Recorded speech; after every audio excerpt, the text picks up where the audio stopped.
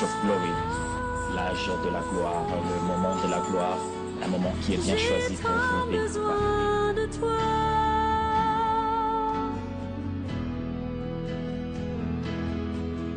Et moi,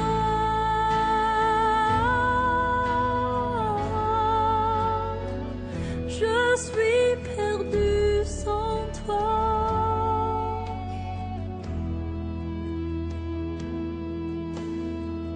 Bonjour chers téléspectateurs, bienvenue une fois de plus à notre mission The Age of Glory, l'âge de la gloire, le moment de la gloire, un moment qui est bien choisi pour vous de palper une dimension nouvelle. Nous savons que vous êtes nombreux à nous suivre, vous avez toujours été contents d'être toujours avec nous et nous aussi nous avons toujours été assez satisfaits de vous servir. Aujourd'hui nous allons encore développer quelque chose de spécial, quelque chose de grand qui va bien sûr vous intéresser tous. Nous avons un invité qui nous vient toujours de Kinshasa sur place ici, qui va aujourd'hui nous parler de certains éléments très importants et nous savons que nombreux seront bénis. Bonjour Dr Guy Galiboulou. Bonjour Spitfire. Vous êtes le pasteur responsable de l'église New Nation et aujourd'hui nous avions bien voulu que vous puissiez être avec nous pour partager cet élément avec nos téléspectateurs. Premièrement, nous avons une petite question. Comment vous sentez-vous en ces moments sur ces plateaux?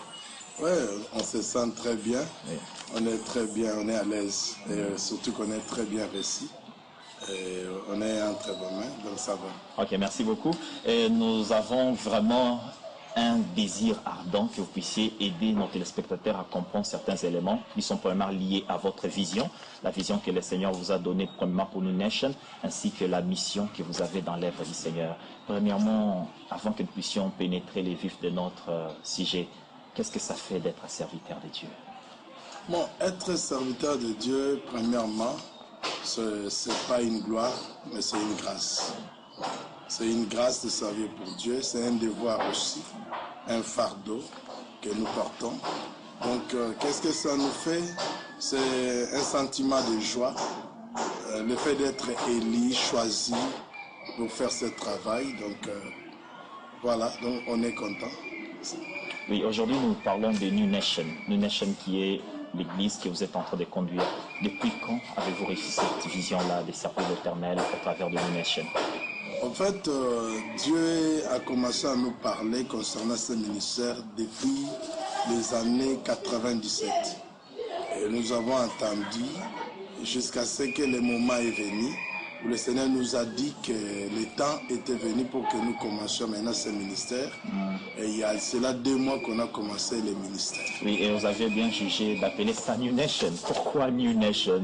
New Nation. New Nation, c'est que Dieu, dans la vision que Dieu nous donnait, la particularité de New Nation, c'est que en Jésus-Christ, nous sommes de nouvelles créatures. Et une nouvelle créature est différente de l'ancienne créature. Et nous disons, une nouvelle créature mérite une nouvelle nation. Cette nouvelle nation, c'est la terre promise. Parce qu'en devenant une nouvelle créature, nous sommes maintenant citoyens du royaume. Nous sommes un peuple élu, un peuple racheté, un royaume de sacrificateurs, d'où la nouvelle nation, la terre promise, une nation de gens bénis, des hommes de Dieu. Donc, New Nation, c'est la terre promise, c'est un peuple élu, un peuple acquis pour Dieu. Ah oui, New Nation, la terre promise, chers téléspectateurs. Je crois que ce soir, nous allons vraiment parler des histoires de la terre promise, parce que nous avons le pasteur responsable de l'église New Nation. Vous parlez de la terre promise, cher pasteur. Mais dites-nous un peu, quelle est votre mission et quelle est la mission que vous avez réussi pour travailler dans votre ministère au travers de votre église New Nation? Le Seigneur nous a donné une double vision. La première vision est celle de former les vrais adorateurs du royaume et non des commandeurs. Parce que la plupart des gens qui se présentent dans la présence de Dieu, ils viennent souvent pour demander. Ils ne font que demander. Il y a des 100 jours de prière, de 1000 jours de prière qui pilient dans ces pays. Mais dans la plupart des cas, les gens ne se présentent que pour demander. Oui, mais docteur, mais ça, sans pour autant vous interrompre, chez vous, on ne commandera pas. Bon, il y a une différence entre demander et commander. Oui. La Bible nous dit de demander, il vous sera donné. Oui. Mais venir dans la présence de Dieu exclusivement pour demander. Et à chaque instant, je peux vous donner un exemple. Vous avez un enfant, lorsqu'il s'approche de vous, c'est seulement pour demander. C'est pour demander. Tôt ou tard, vous pouvez finir par vous lasser de cet enfant. Alors, nous maintenant, nous formons les adorateurs. Un adorateur, c'est celui qui se présente dans la présence de Dieu. Non pas premièrement pour recevoir, mais premièrement pour donner. Parce que le seul instant, dans la présence de Dieu, que nous avons à offrir quelque chose à Dieu, c'est dans l'adoration. Vous voyez Abraham, dans Genèse 22, le Seigneur parla à Abraham. Il va à la montagne de Morisha. Il arrive au sommet de la montagne. Il dit, moi et le jeune homme, nous sommes venus adorer l'Éternel. Mais ils arrivent là-bas, il est en train de donner à Dieu, d'offrir à Dieu son fils unique. Mais il appelle cet acte l'adoration. Nous pouvons prendre aussi les mages. Lorsqu'ils se présentent au palais d'Hérode, ils demandent où est le roi. Montrez-nous là où le roi vient de naître, parce que nous voulons aller adorer le roi. Ils arrivent là où il y avait le roi. Le roi était étalé là-bas, sur sa crèche, mais ils offrirent au roi l'encens, le parfum, le myrrhe. Mais le fait d'offrir, ils appellent ça adorer. Et le Seigneur Jésus-Christ qui croise une femme samaritaine, il veut parler de la femme samaritaine, de l'adoration. Mais il demande d'abord, femme, donne-moi de l'eau. Donc dans l'adoration, l'homme ne vient pas pour demander, pour recevoir. Il vient d'abord pour donner à Dieu. Qu'est-ce qu'il donne à Dieu? Dans les trois cas, nous voyons, il donne premièrement ce qu'il a de précieux. Et ce que nous avons de précieux, premièrement, c'est notre vie. Un adorateur, c'est celui qui donne sa vie à Jésus-Christ. Qu'est-ce que nous donnons encore de précieux? Les fruits de nos lèvres. Les fruits de nos lèvres, nos paroles, nos mots, nos chansons. Et nous donnons aussi à Dieu notre temps. Un adorateur passe tout son temps dans la présence de Dieu. La présence de Dieu n'est pas une corvée, mais la présence de Dieu pour lui, c'est plus fort que d'être dans un château. Donc voilà un peu. Nous disons, nous formons les adorateurs du royaume de Dieu. Les gens qui se présentent, qui ont compris les buts pour lesquels Dieu a créé l'homme. Si je peux rentrer dans le jardin d'Éden, pour ne pas être long, vous voyez Adam et Ève. Dieu les crée dans un environnement où il y avait tout. Il ne manquait de rien. Vous pensez que dans cet environnement, Adam pouvait demander quelque chose à Dieu? Non. Qu'est-ce qu'Adam n'avait qu'à faire sinon que d'adorer Dieu? Oui. Donc l'intention de Dieu en créant l'homme, c'était pour que l'homme soit un véritable adorateur. Oui, oui. Il ne soit pas un quémandeur. Oh, oui, docteur, nous vous suivons convenablement. Quand vous parlez des adorateurs, c'est vrai, ces gens-là qui viennent déjà dans votre église-là, croyez-vous que ce sont ces adorateurs-là que le Seigneur cherche? Ou bien croyez-vous seulement à votre mission et vision, mais les adorateurs, vous les avez trouvés? Justement, c'est ça notre mission. En 2 mois, nous ne pouvons pas former de vrais adorateurs. Oui. Donc ça, c'est un travail de longue haleine, c'est un travail de chaque jour. Et ceux qui viennent là-bas, ils viennent d'abord païens, et nous faisons tout premièrement pour qu'ils deviennent de nouvelles créatures. Oui. Qu'ils deviennent des enfants de Dieu. Parce que nous disons dans l'adoration, premièrement, il faut être en relation. Jésus demande de l'eau à cette femme samaritaine. La femme dit, mais il n'y a pas de relation entre vous et moi. Vous voyez, l'adoration commence par la relation. Et Abraham, quand il se présente devant Dieu, il a une relation. C'est la relation de père et son fils. Donc si vous n'êtes pas en relation avec Dieu, vous ne pouvez pas être un adorateur. Donc un païen ne peut pas adorer Dieu. Tout simplement, le Christ dit, vous adorez ce que vous ne connaissez pas. Premièrement, il faut connaître la personne pour être en relation avec la personne. Donc c'est un travail. Comme nous disons former, c'est un travail continuel. Ils ne sont pas encore de vrais adorateurs dans la pensée de Dieu, mais ils sont en route, ils sont en voie, ils sont en formation. Mais le but de la formation, c'est de faire de tout le monde un royaume de vrais adorateurs. Ah oui, magnifique, chers téléspectateurs. Nous sentons vraiment que nous sommes dans une nouvelle école des adorations et une nouvelle école où on forme les adorateurs du Seigneur. C'est vrai, nous voulons que les gens puissent comprendre toutes ces choses parce que ce sont des éléments qui jusqu'aujourd'hui continuent à créer de la confusion dans les têtes des enfants de Dieu. Mais, docteur, nous voulons connaître, y a-t-il un style de vie quelconque que vous prônez, que vous êtes en train de soutenir le long de votre parcours? Oui, le style de vie d'un vrai adorateur, premièrement, un vrai adorateur, c'est celui qui a la connaissance de Dieu. Qui dit connaissance de Dieu, c'est la connaissance de la parole de Dieu. Tu ne peux pas connaître Dieu si tu ne connais pas la parole de Dieu en profondeur. Parce que Dieu n'est pas ailleurs. Dieu est dans sa parole. Et la parole de Genèse en Apocalypse a pour thème l'amour. Donc le style de vie d'un adorateur, premièrement, doit être l'amour. Oui. L'amour de Dieu et l'amour de son prochain. Et c'est ce que nous appelons communion. Un vrai adorateur, son style de vie, c'est d'avoir une communion double. Une communion verticale et une communion horizontale. La communion verticale, c'est soigner sa relation avec son Dieu. Comment on soigne cette relation? En étant un chrétien obéissant à la parole de Dieu. Vous voyez, l'amour inclut l'obéissance. Et deuxièmement, il faut aimer son prochain.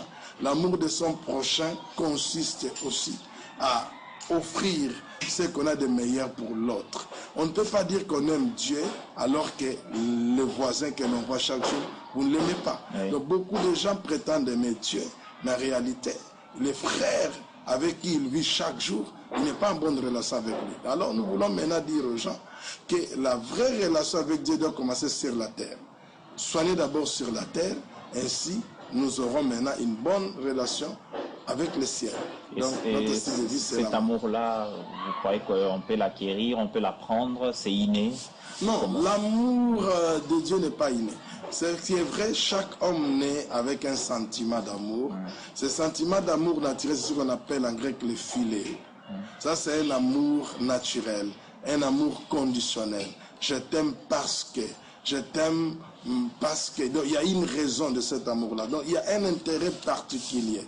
Je ne t'aime pas puisque tu m'aimes pas. Mais si nous parlons de l'amour de Dieu dans l'intelligence renouvelée, c'est qu'on appelle agapé. Ça, c'est un amour qui émane de la nature de Dieu en nous. Lorsque Christ vient habiter dans votre vie, tout change et il vous confère sa nature. Et l'Esprit de Dieu est là pour nous conduire à vivre l'amour de Dieu, l'amour inconditionnel de Dieu. Je t'aime mon frère, non pas parce que j'ai un intérêt particulier, mais parce que je voudrais obéir premièrement à Dieu, mon Créateur. Ah oui, ok, c'est vraiment profond, pasteur. Nous sommes en train d'étendre déjà vers la fin de notre émission, mais nous aimerions connaître encore une fois de plus, cher pasteur, y a-t-il les éléments que vous reprochez à l'Église actuelle dans votre pays? Bon, l'Église actuelle... C'est-à-dire les éléments que vous n'aimeriez pas vous aussi revoir. Oui. Donc l'Église actuelle, à mon sens, commence à ressembler de plus en plus à l'Israël lors de la venue du Seigneur Jésus-Christ. Une Église formaliste, plein de rites, plein de traditionnalisme, mais qui est sortie peu à peu dans la voie de Dieu. L'Église apprend maintenant aux gens, l'Église a bouleversé l'ordre hiérarchique des choses. La Bible dit cherchez premièrement les royaumes et la justice de Dieu et toutes ces choses vous seront données par-dessus. Oui. Mais quand vous venez dans mon pays, on a tendance à renverser l'ordre. On prêche plus les choses qui devaient être secondaires, ce sont les choses maintenant qui priment dans l'église. Le mariage, le voyage, la bénédiction, mais on commence à oublier l'essentiel. Or, le but de l'évangile, ce n'est pas d'abord de nous donner des mariages, des voyages, l'argent. L'évangile, premièrement, est venu pour le salut éternel de l'homme. Donc l'évangile prépare l'homme à l'enlèvement. L'évangile dit à l'homme, tu ne resteras pas éternellement sur la terre. Un jour le Seigneur viendra te prendre, tu dois être prêt pour aller. Et là où nous irons, là où quand le Seigneur viendra nous prendre, nous irons pour adorer. La prophétie prendra fin, le voyage prendra fin, la maison prendra fin, mais l'adoration continuera jusqu'au ciel. Donc que l'Église retourne à sa tâche première, celle de préparer le peuple pour les royaumes. Que nous retournions dans l'état initial des vrais adorateurs. Parce que la Bible dit, Dieu cherche. Le Créateur est en train de chercher. Chercher signifie qu'il fournit un effort continuel. Il a besoin de vrais adorateurs. Parce qu'il remarque que les faux, il y en a beaucoup, puisqu'ils n'ont pas la révélation de qui il est. Ah oui, magnifique. Il y a beaucoup de choses à parler en ce moment.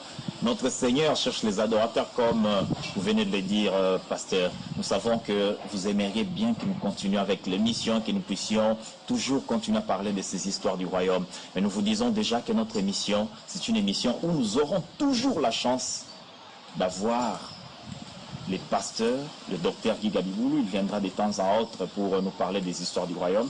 Mais tout ce que vous devez retenir, chers téléspectateurs, cette émission, c'est une émission qui vient vers vous.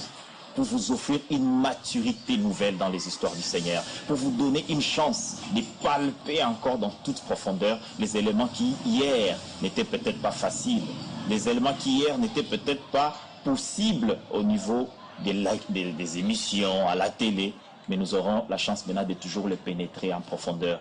Nous croyons que si vous avez à dire, que vous puissiez tout simplement nous écrire. Vous pouvez nous écrire à l'adresse qui est au bas de l'écran ou carrément nous appeler par ces numéros. Nous saurons comment est-ce que nous allons vous répondre. C'est une émission qui est très très grande et qui vous appartient. C'est vous qui êtes artisan de cette émission. Docteur, nous tendons déjà vers la fin. Nous aimerions connaître, pour terminer, quels sont les mots-clés, vite, quels sont les mots-clés de votre vision ainsi. Le mot-clé de notre vision, premièrement, c'est l'adoration, comme je l'ai souligné. Oui. Et deuxièmement, c'est la parole de Dieu dans toutes ses dimensions, dans toute sa profondeur, dans la dimension évangélique, prophétique et doctrinale. C'est la prière sous toutes ses formes. Et puis, le mot-clé aussi, c'est la démonstration de la puissance de Dieu pour démontrer la suprématie du royaume de Dieu sur le royaume du diable. Et ensuite, je peux dire aussi, notre deuxième vision, nous en parlerons peut-être dans les émissions qui viendront, c'est d'équiper le peuple de Dieu afin de quitter l'état d'enfance pour atteindre l'état de fils. L'enfant a droit à l'héritage, mais c'est le fils qui possède, qui dirige l'héritage. D'accord. Nous sentons vraiment que nous aurons des éléments à partager avec nos téléspectateurs dans les émissions qui viennent. Et comment est-ce que vous voyez New Nation dans 5 ans? New Nation dans 5 ans, c'est ce que Dieu a dit que nous serons. New Nation sera comme ça. Mais Dieu nous a promis, il nous a dit, les gens viendront de partout, de 7 pays, du monde. Ils viendront se réunir avec nous, ils recevront la formation, ils viendront, ils recevront la connaissance et ils deviendront des vrais adorateurs. Oui. Dans 5 ans, ça sera un véritable royaume des vrais adorateurs, oui, où les gens, nous aurons des chrétiens matures qui ont la maîtrise des Écritures, comme les chrétiens de Béret, et qui adorent Dieu en esprit et en vérité. En esprit et en vérité. Et qu'est-ce que vous craignez? Vous craignez le long de votre parcours, vous craignez quoi? Bon, ce que nous craignons, bon, de toute façon, la Bible dit l'amour parfait bannit la crainte. C'est magnifique, chers téléspectateurs. Nous sommes en face d'un serviteur de Dieu qui est sûr de lui, sûr aussi de son Créateur, parce qu'on ne peut pas être sûr de soi lorsqu'on ne connaît pas la force qui est derrière soi. Nous sentons vraiment que nous sommes en train d'aller vers une destination sûre, une destination sérieuse. Et votre dernier mot pour clore cette émission? Le dernier mot pour clore cette émission, bien-aimés de Dieu, ne soyons pas des chrétiens traditionnalistes. Ne soyez pas des chrétiens qui sans révélation. On peut prétendre adorer Dieu, mais lorsqu'on n'a pas la révélation de ces dieux-là, on est comme un feu de paille. On n'est rien. On est un puissant zoo. Donc, fouillez les Écritures, sondez les Écritures, cherchez la connaissance. On la cherche, cette connaissance-là. Il faut chercher à connaître Dieu, à vivre l'intimité de Dieu. Fouillez le traditionnalisme, allez là où il y a la révélation de Dieu, découvrez les dimensions profondes de la parole de Dieu, ainsi vous serez réellement de vrais adorateurs. Ah oui, merci, merci. Oui, c'est vrai que nous aimerions bien continuer avec notre mission, mais le temps presse, le temps est largement fini, et nous croyons que vous avez été nombreux à nous suivre, et vous avez été bénis de l'endroit où vous vous retrouvez. C'est vrai que cette émission est une émission qui est en train de fournir la maturité aux enfants de Dieu. La chose que nous vous demandons, chers téléspectateurs, est que vous puissiez toujours être là à nous soutenir. Soutenez cette vision, soutenez cette émission, et nous aurons le temps de vous amener beaucoup d'autres serviteurs de Dieu qui vont vous donner encore certains éléments de base pour placer les fondements dans la vie des enfants de Dieu. Aujourd'hui, nous avons vraiment parlé en long et en large de la mission qu'a reçue le pasteur Guy Gabiboulou, ainsi que sa mission dans les histoires du Seigneur avec son église New Nation. Prochainement, nous aurons encore le temps d'inviter la même personne, où il pourra encore décortiquer certains autres éléments qu'il a pu épingler, mais on aura le temps de pénétrer maintenant la profondeur de telle manière à ce que vous puissiez saisir encore cette opportunité. Comme je disais tantôt, c'est une émission qui vous appartient. C'est The Age of Glory, le temps de la gloire. C'est votre temps à vous. C'est le temps où vous allez toucher ce qui est maintenant d'une dimension supérieure. C'est un temps du changement, de la transformation radicale pour les enfants des dieux. Merci beaucoup, docteur. Nous avons été ravis de vous recevoir en ce moment et nous espérons bien vous revoir encore.